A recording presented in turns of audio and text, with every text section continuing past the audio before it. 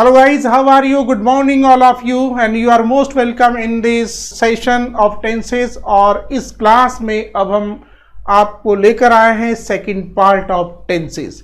बिल्कुल we have completed the first part in which we have completed present or past indefinite। In this second part now we are going to complete the remaining tenses। तो कौन से concept हैं जो मैं आपको clear करता चल रहा हूं और आपको करेक्ट फॉर्म को फिलअप करने के लिए ज़्यादा दिमाग नहीं चलाना होगा, सिंपल वे में आप उसको ट्रांसलेट भी कर सकेंगे, करेक्ट फॉर्म भी आप फिलअप कर सकते हैं। ये आपके लिए सारे के सारे कॉन्सेप्ट हम लेकर आ रहे हैं इस सेशन पार्ट 2 में। रिमेनिंग टेंस भी बिल्कुल हम कंप्लीट करते चल रहे हैं। कौन सा टेंस क्या कहता है, क्या उसकी डेफिनेशन है, क्या उसकी वर्ब है, कौन सी वर्ब उसमें अप्लाई होती है, बस इतना सा आपको काम करना है। बिल्कुल free of cost number English में आते हैं। तो टेंस एक main root of English grammar होती है।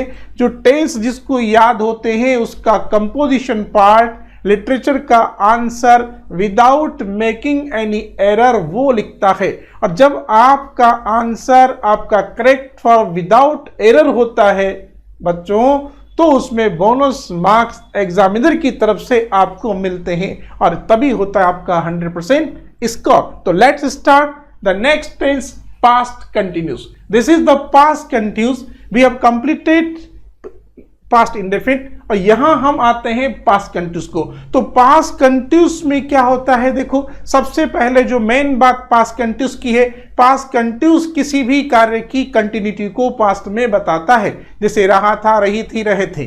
बिल्कुल ये आपको पता है, बिल्कुल सिंपल कॉन्सेप्ट है हिंदी का। और कोई सा भी सेंटेंस आप उसको इंग्लिश में कन्वर्ट कर सकते हो। हेल्पिंग वर्ब क्या होती है, पास्ट कंटिन्यूस की हेल्पिंग वर्ब क्या है, वाज वर्ब। ओके, बिल्कुल सिंपल तरीका। प्रेजेंट कंटिन्यूस को साथ में लेकर चलो तो उसकी इजेमार होती है, इसकी वाज वर्ब होती है और ये आईएनजी वाली फॉर्म तीनों में एक जैसी चलती है। सिंगुलर सब्जेक्ट के साथ में वाज का यूज होता है एंड प्लूरल सब्जेक्ट के साथ में वर्ब का प्रयोग होता है। और इनके बाद हमेशा वर्ब की first form plus ING, we can call it the fourth form of the verb also. तो ये सारे के सारे कंटिन्यूस में काम आती है बच्चे लोगों।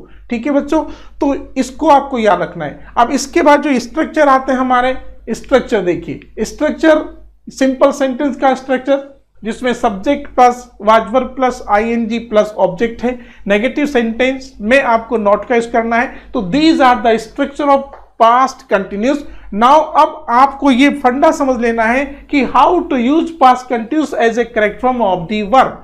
ठीक है, पास्ट कंटिन्यूस का यूज ऐसे वन एडवर्ब के साथ भी आता है बच्चे, जिसमें दैट डे आता है। अगर दैट डे सेंटेंस में आया हुआ है तो वहां पर भी पास्ट कंटिन्यूस का यूज हो जाता है। जैसे फॉर एग्जांपल आई वाज, जैसे नेक्स्ट सेंटेंस आपके पास जैसे आई वाज, ये सेंटेंस है, I was reading the book on that time या ऑन दैट डे, मैं उस समय बुक पढ़ रहा था। तो ऑन दैट टाइम या ऑन दैट डे, इस प्रकार से अगर आपको कोई सेंटेंस आता है जिसमें आपको दैट डे दैट टाइम भी अगर आता है वहां पर, तो देखो उसमें आपको पास्ट कंटिन्यूस का यूज करना होगा। इसके अलावा दो सेंटेंस यहां पर व्हेन और व्हाइल से जुड़े हुए होते हैं। ठीक है, व्हेन और व्हाइल से जुड़े होते हैं, जिसे ये कॉन्सेप्ट आप समझे कि two actions are going at one time, एक तो चल रहा होता है और उसी बीच दूसरा काम होता है। तो जो कार्य लगातार चल रहा होता है that will be written in past continuous, और जो उसी बीच में होता है वो पास्ट इस सिंपल में लिखा जाता है। तो ये देखिए आप, व्हेन और व्हाइल से दो सेंटेंस है, तो व्हेन से अगर जुड़ा है तो व्हेन के ठीक बाद पास्ट सिंपल आता है और दूसरा ऑटोमेटिकली पास्ट कंटिन्यूस में होता है। अगर व्हाइल से जुड़े हुए सेंटेंस है तो फिर आप देखिए कि वहां पर व्हाइल के बाद पास्ट कंटिन्यूस आता है और दूसरा सेंटेंस ऑटोमेटिक ही पास्ट सिंपल में होता है। Is it clear? For the example, when he arrived I was writing a letter, जब वो आया तो मैं पत्र लिख रहा था, यानी कि मैं पत्र लिख रहा था जब वो आया। तो जब मैं काम कर रहा था तब वो बीच में दूसरा काम हुआ, तो जो उसका आना है वो पास्ट सिंपल में लिखा जाएगा और जो चल रहा था काम that will be written in past continuous. Okay अगर वाहिल से जुड़े होते हैं सेंटेंस तो वाहिल के ठीक बाद पास्ट कंटिन्यूस आता है और दूसरा ऑटोमेटिकली पास्ट सिंपल में होता है। तो this is the simple concept, this is the simple concept. ये आपको याद रखना है पास्ट कंटिन्यूस के साथ में, बस उसको ज्यादा कुछ नहीं है, खत्म बात। ये आपका पास्ट कंटिन्यूस है। तो यहां पर सेंटेंस है, ये इसी सेंटेंस को देखो, सारे सेंटेंस है। अब यहां पर देखो वाहिल ही बुक राम कॉल्ड, यहां राम कॉल्ड है, ये पास्ट सिंपल है, इसका मतलब वाहिल है, तो वाहिल के ठीक बाद ये आपको किसका यूज होगा, आपका किसका होगा, आपका पास्ट कंटिन्यूस का यूज होगा आपको पास। ठीक है, तो ये हो गया यहां पर, ये आई वाज रीडिंग, तो आई वाज रीडिंग वाहिल के ठीक बाद पास्ट कंटिन्यूस हो जाएगा, तो he was reading the book Ram called him, बस खत्म बात। जबकि वो बुक पढ़ रहा था कि राम ने उसको बुलाया, तो this is the past continuous. Okay, इसके बाद आगे बढ़ते हैं, आपका पास्ट परफेक्ट। पास्ट परफेक्ट आता है तो प्रेजेंट परफेक्ट को रिमाइंड कीजिए, तो प्रेजेंट परफेक्ट को रिमाइंड करोगे तो हैज हैव दिमाग में आएगा और थर्ड फॉर्म ऑलरेडी है, तो इसका मतलब प्रेजेंट परफेक्ट और पास्ट परफेक्ट भी आपको एक साथ याद हो गए इसी कॉन्सेप्ट से कि वहां पर हैज हैव आता है, यहां पर सिर्फ हेल्पिंग वर्ब हेड का यूज होता है। कौन सी वर्ब, यहां पर हेड का यूज होता है। ठीक है, ये हेल्पिंग वर्ब आपकी हेल्पिंग वर्ब क्या होगी इसमें, ये आपका हेल्पिंग वर्ब इसमें आ गया हेड। ठीक है, ये हेड हेल्पिंग वर्ब है। प्रेजेंट परफेक्ट में क्या हेल्पिंग वर्ब है, हैज हैव। वहां वर्ब की थर्ड फॉर्म, तो वहां पर has have plus third form है, तो has have plus present perfect है, has have plus third form present perfect है, और यहां had plus third form past perfect है। तो देखो बच्चों क्या अंतर है यार, कुछ भी तो अंतर नहीं है, विदाउट मेकिंग एनी अंतर। आपको ध्यान रखे बिना किसी डिफरेंस के, बिना किसी अंतर के आपको प्रेजेंट परफेक्ट पास्ट परफेक्ट याद है भी इतना सा अंतर है हेल्पिंग वर्ब का, आपको रखना है has have plus third form present perfect है, हेड प्लस वर्ब की थर्ड फॉर्म प्रेजेंट यानी कि पास्ट परफेक्ट है, तो थर्ड फॉर्म तो दोनों ही परफेक्ट में आनी है। इसी प्रकार फ्यूचर परफेक्ट जब आएगा तो वहां भी वही फंडा आपको अपनाना है। तो जितने भी कंटिन्यूस है, जितने भी परफेक्ट है, जितने भी परफेक्ट कंटिन्यूस टेंस है, इन सभी 12 टेंसेस में केवल हेल्पिंग वर्ब का डिफरेंस है, मेन वर्ब तो उनकी सेम ही चलती है। इस बात का आपको ध्यान रखना है। आगे समझ में? हाँ, अब देखो चलते हैं स्ट्रक्चर। ये थर्ड फॉर्म आपके सामने बिल्कुल एज इट इज दिख रही है आपको। तो ये चारों स्ट्रक्चर, ये सिंपल का है, नेगेटिव का है, इंट्रोगेटिव प्लस नेगेटिव का है, तो ये तो स्ट्रक्चर टाइप हो गया। अब इसके बाद में आपको देखना है कि यहां इसको how to use as a correct form. Past perfect का यूज, हाउ टू यूज हम कैसे कर लेंगे, how to use past perfect as a correct form of the verb. Concept को समझिए, two deeds are done at one time in this और such kind of two sentence are connected with before और after. ऐसे ये दोनों ही sentence after और before से जुड़े हुए रहते हैं। और ये कॉन्सेप्ट समझिए, आपको दो सेंटेंस बिफोर से जुड़े हैं तो बिफोर के पहले पास्ट परफेक्ट आ जाएगा। ठीक है, ये दो स्ट्रक्चर है यहाँ पर, पास्ट परफेक्ट। ये सेंटेंस किससे जुड़ा हुआ है, आप देखिए यहाँ पर ये बिफोर से जुड़े हैं और ये आफ्टर से जुड़े हैं। बिफोर से जुड़े होने की पोजीशन में देखो, बिफोर के पहले पास्ट परफेक्ट आता है, बिफोर के बाद पास्ट सिंपल आता है। अगर यही दोनों वाक्य यहां अगर आफ्टर से जुड़े हैं तो एक्सचेंज हो जाएंगे। ये पास्ट सिंपल यहां पहले चला गया और पास्ट परफेक्ट बाद में आ गया। इतना सा कॉन्सेप्ट याद रखना है, बिफोर से जुड़े हो तो पहले पास्ट परफेक्ट आएगा, बाद में पास्ट सिंपल आएगा, और आफ्टर से जुड़े हैं तो पहले पास्ट सिंपल आएगा और बाद में पास्ट परफेक्ट आएगा। इतना ही ध्यान रखना है। ठीक है, अब सेंटेंस का प्रोसीजर आप समझ सकते हैं। सेंटेंस को समझें आप, देखिए यहां पर the train had departed before I reach the station. देखिए यहां बिफोर है बीच में, समझो तो बिफोर के बाद यहां पर क्या आ रहा है, हेड प्लस वर्ब की थर्ड फॉर्म, बस खत्म बात। इसके बाद में ये पास्ट सिंपल सेकंड फॉर्म आ गई। ये सेंटेंस देखिए थर्ड सेंटेंस देखिए जिसमें हमने ब्लैंक भी दिया हुआ है, ऑप्शन सेलेक्ट करना है, आई बिफोर वाई। यहां पर सेकंड फॉर्म पास्ट सिंपल है, ये आपका पास्ट सिंपल है बच्चे लोगों। कौन सा सिंपल है, पास्ट सिंपल या पास्ट कंटिन्यूस, कुछ भी कहेंगे इसको। ओके, ये पास्ट सिंपल है ना, और बिफोर के पहले पास्ट परफेक्ट, इसका मतलब आपका फर्स्ट ऑप्शन राइट होगा, had field. I had field the water tank before my mother came, my brother केम। अब फोर्थ सेंटेंस को आप समझेंगे, एक और मजेदार कॉन्सेप्ट यहां पर वर्ब के रिलेशन में आता है।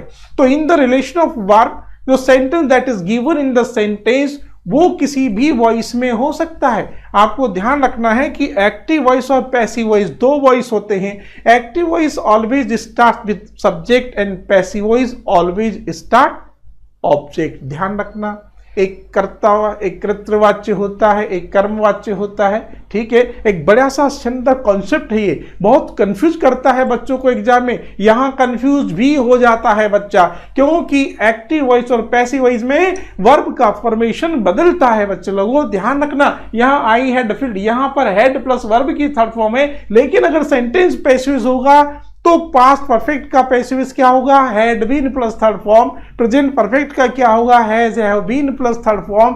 प्रेजेंट इंडेफिनिट का तो पैसिव फॉर्मेशन सबका अलग होता है वर्ब का, और एक्टिव इसका अलग होता है। अब देखो यहां पर सेंटेंस है, द वाटर से स्टार्ट हो रहा है, the water tank. Water tank अपने आप में ऑब्जेक्ट है, सब्जेक्ट नहीं है। Water tank is not subject, it doesn't work as a subject, it works as an object. That is why you are to fill correct form. आएगा तो past perfect ही है ना, क्योंकि यहाँ past simple है तो यहाँ past perfect आएगा, लेकिन यहाँ पर had been filled आएगा, passive voice आएगा, एक्टिव वॉइस नहीं। तो गलती से थर्ड ऑप्शन अगर आपने ले दिया तो रॉन्ग हो जाएगा। तो ध्यान रखना, वॉइस को भी रिकॉग्नाइज करना होगा। कभी कभी सेंटेंस एक्टिव वॉइस में न दे करके पैसिव वॉइस में एग्जाम में आ जाता है, और पैसिव वॉइस का पूरा concept we will clear in the topic when I will teach you active voice and passive voice. So you will get every concept how to change active into passive voice in our lecture of passive voice. ध्यान के, तो जब हम passive voice पढ़ाएंगे तो आपको समझ में आ जाएगी पूरी चीज। तो अभी ये आप समझे कि passive voice का वर्बियल फॉर्मेशन बेटा चेंज होता है। ओके, तो ये कॉन्सेप्ट ध्यान रखना, आजकल बोर्ड के एग्जाम में ज्यादा होने लगा है। ठीक है, इसके बाद आता है past perfect continuous tense. Past perfect continuous tense के प्रेजेंट परफेक्ट कंटिन्यूअस की तरह ही है, हैज बीन प्लस आईएनजी, यहाँ हैड बीन प्लस आईएनजी है। बतो है क्या यार, रखा क्या है प्रेजेंट परफेक्ट कंटिन्यूअस टेंस में, पास्ट परफेक्ट कंटिन्यूअस टेंस में, ऐसे ही फ्यूचर परफेक्ट कंटिन्यूअस होगा। हेल्पिंग वर्ब का अंतर है, तीनों परफेक्ट कंटिन्यूअस आपको याद हो जाएंगे। बस सिमिलरिटी क्या है, सिमिलरिटी यही है कि वर्किंग टाइम तीनों में होता है, वर्ब की फर्स्ट में आएंगी तीनों में लगा होता है। तो वर्किंग टाइम में ये आपको मिलेगा ना, since for plus time. This working time is given in perfect continuous tense, whether it is present perfect continuous tense or past perfect continuous tense or future perfect continuous tense. In these three tenses you will get working time, point of time and period of time. ठीक है, ध्यान रखना इस चीज का। अब इसके sentence का स्ट्रक्चर आप देखिए किस प्रकार से सेंटेंस में ये आते हैं। आप देखिए इसमें आगे बढ़ेंगे, ये आपके स्ट्रक्चर है, subject plus had been plus ING plus object plus since for plus time, ये लास्ट में तीनों में ही मिलेगा। तो यही एक मेन इंडिकेटर होता है परफेक्ट कंटिन्यूअस टेंस का। ठीक है, तो इसके साथ में कोई भी एडवर्ब या एडवर्बियल क्लोज ऐसा जुड़ा हुआ आता है जो आपको पर्टिकुलर टेंस को इंडिकेट करता है। तो वो जिस टेंस को इंडिकेट करता है उसी से ही related perfect continuous tense exam में आता है बच्चे लोगों। जैसे सेंटेंस में आपको समझाता हूं, एक सेंटेंस यहां पर है, जैसे मैं सेंटेंस लिख रहा हूं आपको यहां पर, जैसे माई ब्रदर, ये सेंटेंस में लिख रहा हूं, माई ब्रदर, यहां ब्लैंक देंगे, स्लीप इन द रूम। ठीक है, when I went out of the room। ठीक है, इसको आप समझ लेना है। दूसरा सेंटेंस में लिख रहा हूं आपको, I am tired as, और यहां पर वर्क ब्रैकेट में है since मॉर्निंग। दोनों सेंटेंस समझे। देखिए यहां पर भी वर्किंग टाइम आ रहा है बेटा, देखो ये वर्किंग टाइम यहां पर है फॉर टू आवर्स, ये वर्किंग टाइम है, और यहां पर भी सिंस मॉर्निंग वर्किंग टाइम है। लेकिन दोनों ही सेंटेंस की आगे पीछे कौन से टेंस का सेंटेंस जुड़ा है, यहां पर when I went out the room, ये पास्ट इंडेफिनिट है, और आई एम टायर्ड में थका हुआ हूं, ये प्रेजेंट का है। ये प्रेजेंट का है तो यहां पर प्रेजेंट परफेक्ट कंटीन्यूअस टेंस ही आएगा।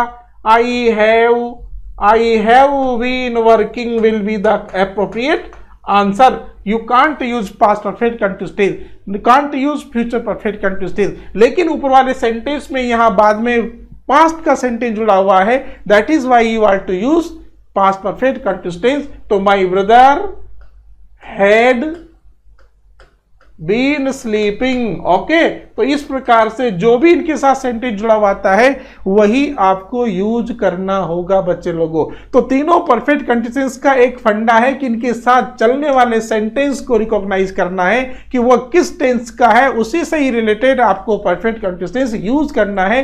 कंडीशन यह है कि सेंटेंस में वर्किंग टाइम आना चाहिए, क्योंकि प्रेजेंट परफेक्ट कंटिन्यूअस टेंस में ही, पास्ट परफेक्ट कंटिन्यूअस टेंस में ही, फ्यूचर परफेक्ट कंटिन्यूअस टेंस में ही, इन तीनों परफेक्ट कंटिन्यूअस टेंस में ही वर्किंग टाइम दिया जाता है. वरना इनके अलावा किसी भी कंटिन्यूअस में आपको वर्किंग टाइम नहीं मिलेगा.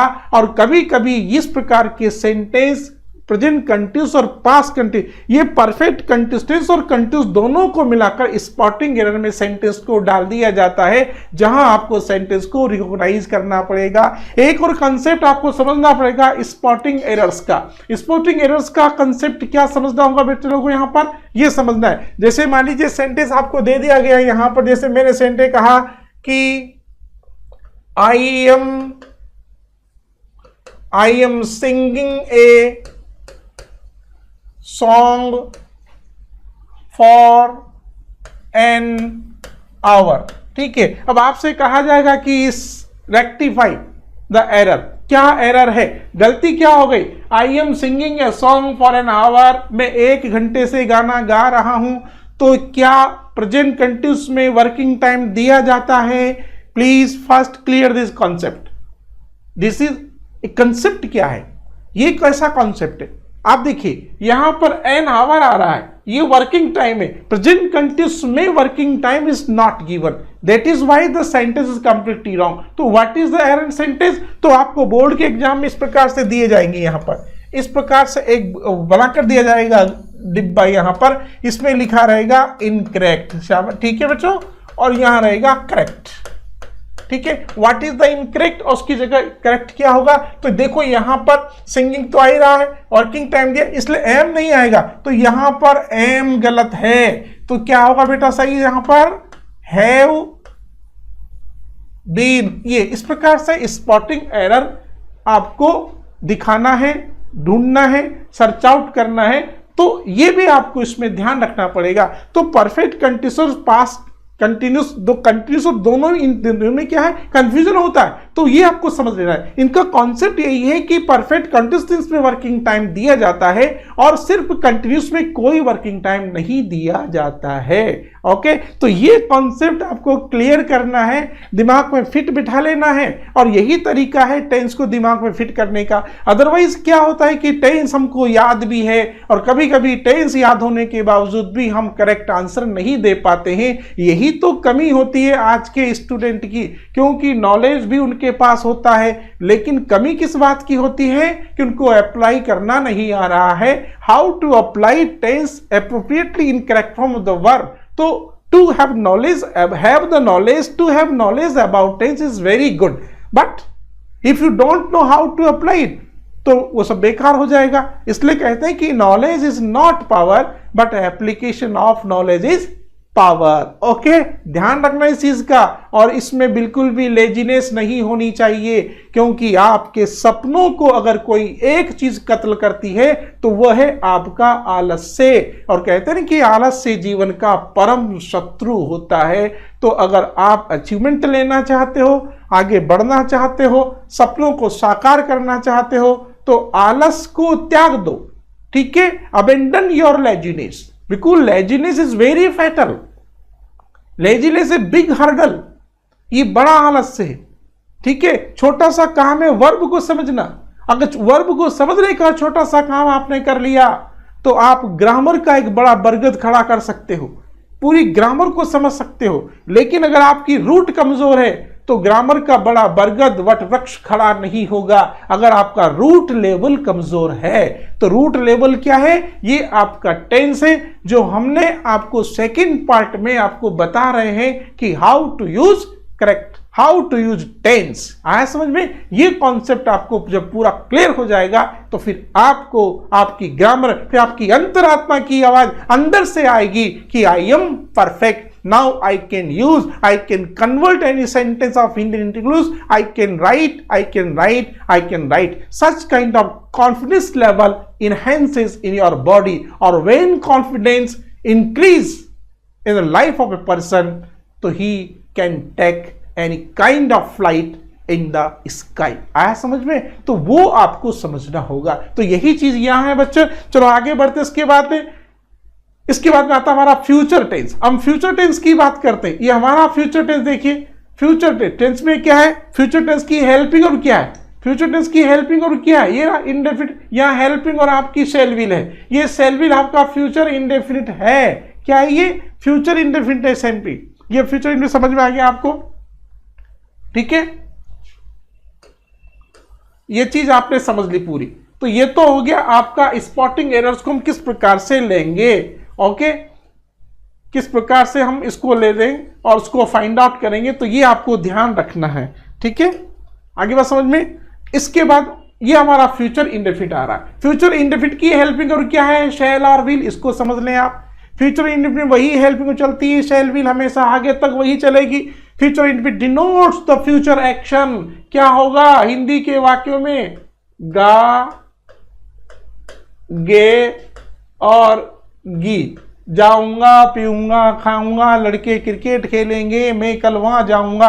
तो फ्यूचर टाइम को बताने वाला एडवर्ब भी दिमाग में रखना है। मैंने पहले भी कहा every tense has different adverb that gives you indication about particular tense. Shall will यहाँ हेल्पिंग वर्ब है और आई वी के साथ, आई वी ध्यान रखना, आई वी फर्स्ट पर्सन है, इसके साथ में शेल का यूज होता है। बाकी इसके अलावा जितने भी सब्जेक्ट हैं, अदर सब्जेक्ट के साथ में बेटा विल का यूज होगा और इनके बाद वर्ब की फर्स्ट फॉर्म आती है। ओके, वर्ब की फर्स्ट फॉर्म शेल विल के बाद, शेल विल के बाद हमेशा वर्ब की फर्स्ट फॉर्म आती है। ध्यान रखना, यहां पर जो गलती होती है एग्जाम में, जैसे यहां पर शेल आ गया, शेल विल का यूज हो गया आपके पास, तो इसके बाद यहां सिर्फ वर्ब की फर्स्ट फॉर्म ही आएगी। इसके पहले न तो टू लगेगा न इसमें आईएनजी जुड़ेगा। ध्यान रखना, इंफिनिटिव फॉर्म और gerund form is not applied just after shall और विल। ठीक है, शेल विल के बाद हमेशा वर्ब की फर्स्ट फॉर्म ही आती है। ये स्ट्रक्चर आप समझे ध्यान से। ये रहा सब्जेक्ट, ये सिंपल सेंटेंस का स्ट्रक्चर है। ये सब्जेक्ट, ये हेल्पिंग और शेल विल, फिर वर्ब की फर्स्ट फॉर्म और फिर ये ऑब्जेक्ट। ठीक है, कोई किसी भी सेंटेंस को कन्वर्ट कर सकते हैं, सिंपल मैटर है।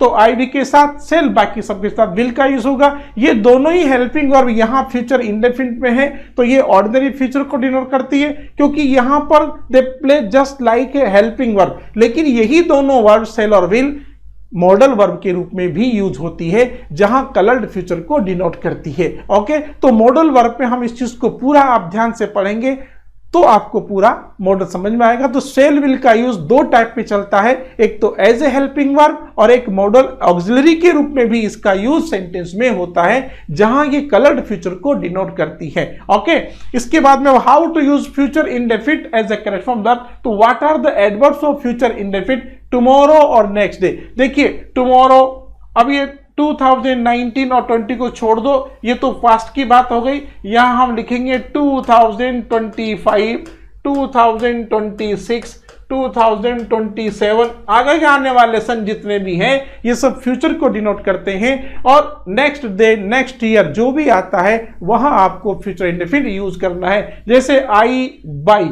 ए टीवी टुमारो। अब टुमारो किसको डिनोट करता है? फ्यूचर इंडेफिनिट को। तो क्या करेक्ट होगा? Shall buy, I shall buy, I भी के साथ शेल आएगा, ध्यान रखना, और बाकी सबके साथ में विल का यूज होता है। ठीक है, समझ में आ रहा है सबको? समझ में आ रहा है? तो फिर मुस्कुराइए जोर से, हमेशा मुस्कुराहट समझ में आता है तो मुस्कुराहट भी चेहरे पर होनी चाहिए। तो फिर आप मुस्कुराते रहिए और समझते चलिए ये फ्यूचर की बात है। ठीक है, चलो आगे नेक्स्ट सेंटेंस है, my brother will write next year. लिखा आ गया तो यहां विल राइट हो गया।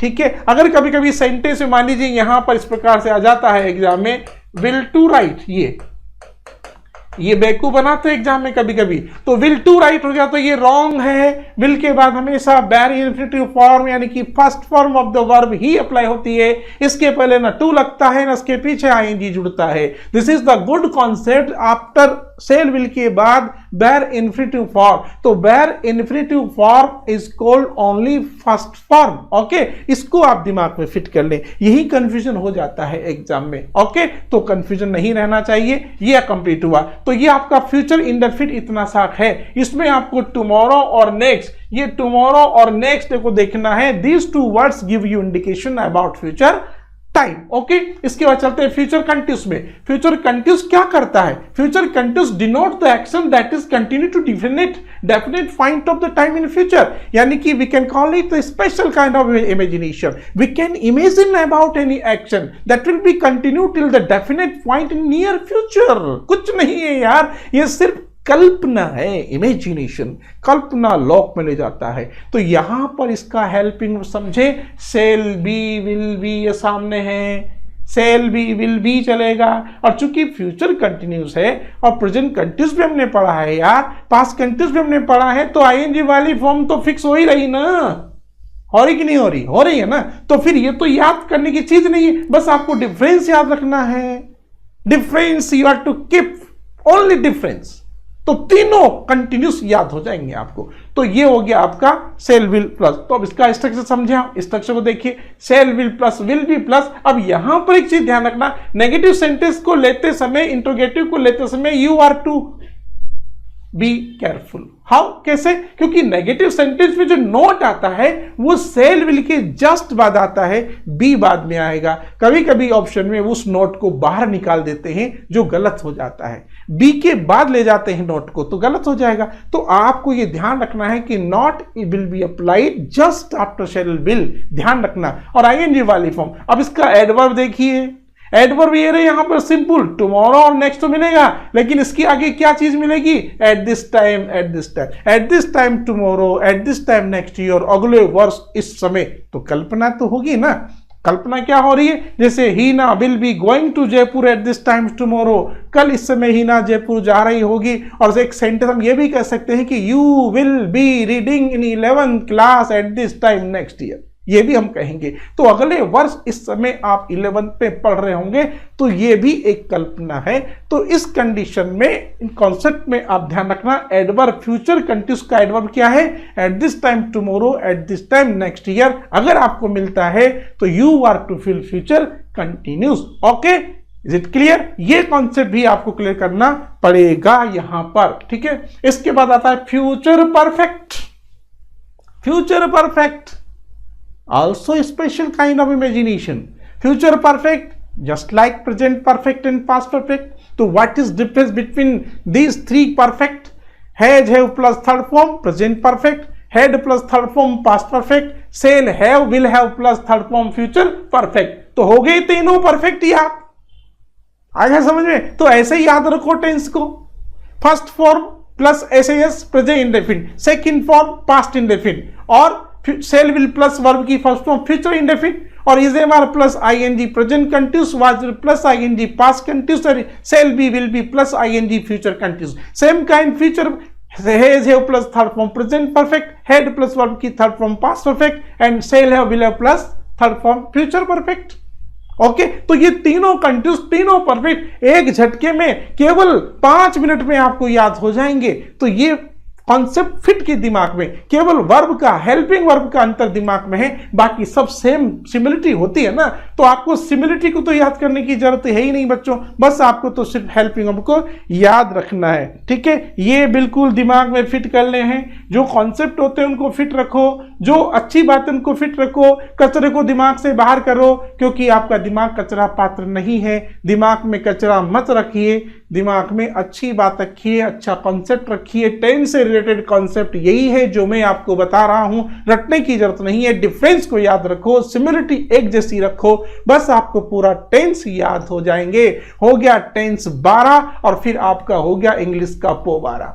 पोबारा ही पोबारा है। जब 12 टेंस याद होंगे, जब हो जाएंगे आपको टेंस याद 12, तो जिंदगी में हो जाएगा आपकी इंग्लिश का पोबारा। ध्यान रखना इस चीज का। तो ये कॉन्सेप्ट है that I have clear in this 2 section, आपको ध्यान रखना है। अब ये फ्यूचर परफेक्ट को आप समझ लिया, इसके बाद फिर हम चलते हैं इसका क्या कंडीशन होगी। स्ट्रक्चर देखिए, ये रहा structure, simple, negative, interrogative, shall have plus will have, third form. Structure सारे के एक जैसे हैं। अब तो बिल्कुल क्लियर हो चुके होंगे, अब तो बिल्कुल टिप्स पे आ चुके होंगे। Simple, negative, interrogative, interrogative plus negative, आया समझ में। इसके बाद फ्यूचर परफेक्ट का एडवर्ब क्या होगा, हाउ टू यूज, कैसे यूज करना है। ये एडवर्ब है, ये समाप्ति कार्य की क्या है, completion of work in future till the definite point in future, आया समझ में। जैसे फ्यूचर कंटिन्यूस में जा रहा होगा, इसमें काम समाप्त हो चुका होगा, तो बाय दिस टाइम टुमारो का मतलब कल इस समय तक,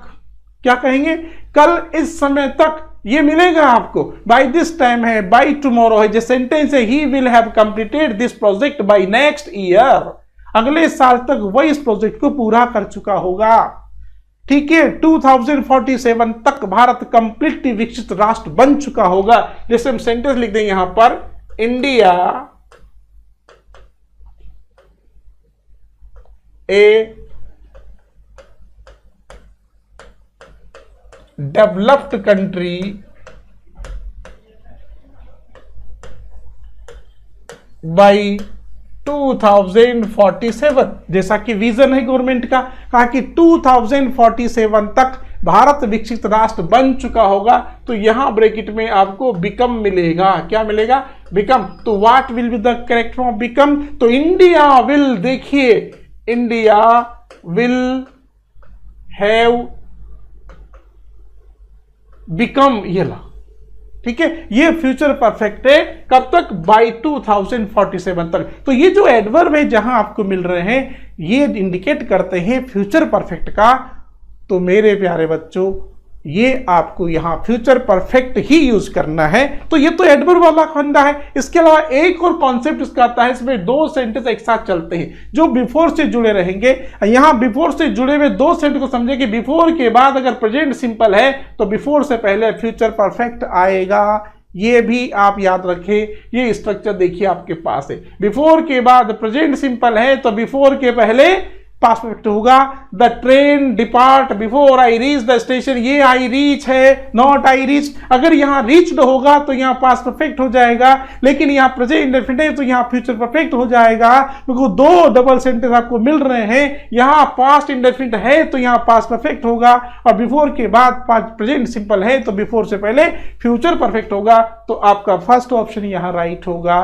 तो ये भी दिमाग में रख लेना है। ओके, तो आपको समझ में आ रहा होगा, और पूरे कॉन्सेप्ट समझने के बाद अब आपको कोई गलती यहां पर नहीं होगी। इसके बाद आगे चलते हैं। फ्यूचर परफेक्ट कंटिन्यूअस टेंस हमारा लास्ट टेंस आता है, future perfect continuous tense. Future perfect, ये फ्यूचर परफेक्ट आ रहा है। जैसे प्रेजेंट परफेक्ट कंटिन्यूअस हुआ, पास्ट परफेक्ट कंटिन्यूअस टेंस हुआ, और ये अब आया लास्ट में फ्यूचर परफेक्ट कंटिन्यूअस टेंस। तो तीनों ही परफेक्ट कंटिन्यूअस टेंस में सिमिलरिटी क्या है, क्या सेमनेस है, ये सिमिलरिटी है। तीनों ही में वर्ब की फर्स्ट फॉर्म प्लस आईएनजी वाली फॉर्म यूज होती है, तीनों में ही वर्किंग टाइम दिया हुआ होता है ना। तो सिंस ये आएगा, सिंस फॉर तीनों में ही आएगा बेटा, सिंस फॉर प्लस टाइम तीनों में ही आएगा, और तीनों में ही आएगा। तो तीनों में ही एक जैसी समानता है, वर्ब की फर्स्ट फॉर्म प्लस आईएनजी तीनों में आएगी। डिफरेंस क्या हो गया, शैल हैव और विल हैव बीन का। तो इसका मतलब ये हुआ कि प्रेजेंट परफेक्ट कंटिन्यूअस में हैज बीन, हैव बीन, तो has been, have been plus ING present perfect continuous से हैड बीन प्लस आईएनजी होगा तो वो पास्ट परफेक्ट कंटिन्यूअस हो जाएगा। Shall have been, will have been होगा तो वो फ्यूचर परफेक्ट कंटिन्यूअस हो जाएगा। वर्किंग टाइम तीनों में होती है। अब तीनों में भरने के लिए आपको मैंने बता दिया ना कि कौन से टेंस से जुड़ा हुआ सेंटेंस, कौन सा वर्बियल क्लोज, कौन सा एडवर्ब साथ जुड़ा है जो टेंस को इंडिकेट करेगा, उसी से ही रिलेटेड परफेक्ट कंटिन्यूअस होगा। जैसा कि मैंने कहा कि अगर पास्ट का जुड़ा है तो होगा। अब जैसे यहां सेंटेंस आप समझो, यहां पर जैसे मैंने कहा कि by the end of the next year, ठीक है, माई फैमिली, और यहां पर ब्लैंक हम दे रहे हैं, और यहां हम लिखे हैं लीव, ठीक है, in this house for 5 years. ये 4-5 ईयर्स यहां पर हमने वर्किंग टाइम दिया है कि 5 वर्षों से अगले वर्ष के अंत तक, by the end of the next year. तो ये जो एडवर्ब है ये आपको फ्यूचर टाइम को इंडिकेट कर रहा है और यहां पर वर्किंग टाइम दिया हुआ है, तो यहां पर करेक्ट फॉर्म क्या होगा, my family will have been living, यानी कि यहां पर आपको फ्यूचर परफेक्ट कंटीन्यूअस फिलअप करना है। अगर पास्ट को इंडिकेट करने वाला सेंटेंस जुड़ा हुआ है तो पास्ट परफेक्ट कंटीन्यूअस टेंस आएगा बच्चे लोगों। अगर प्रेजेंट का जुड़ा है तो प्रेजेंट परफेक्ट कंटीन्यूअस टेंस का ही यूज होगा। ओके, ये आ गया आपको। इसी के साथ आपका ये पूरे स्ट्रक्चर इसी टेंस के रिलेटेड है। ये फ्यूचर परफेक्ट कंटीन्यूअस टेंस आपके साथ है और इसी के साथ ही आपके ये टेंस समाप्त होते हैं। This is the end of the tense. Tense का टॉपिक यहां पर हमारे सेकेंड पार्ट में पूरा होता है। I hope that you will have completely understood the every concept और every structure of the sentence after attending this session. Now I hope that you can completely fill the appropriate verb of every tense in your exam. ठीक है, तो अब मुझे आशा है कि आप इस काम को कर सकते हैं और इसी के साथ हमारा टेंस का ये पार्ट समाप्त होता है। Thank you very much, wish you all the best and carry on study and best of luck.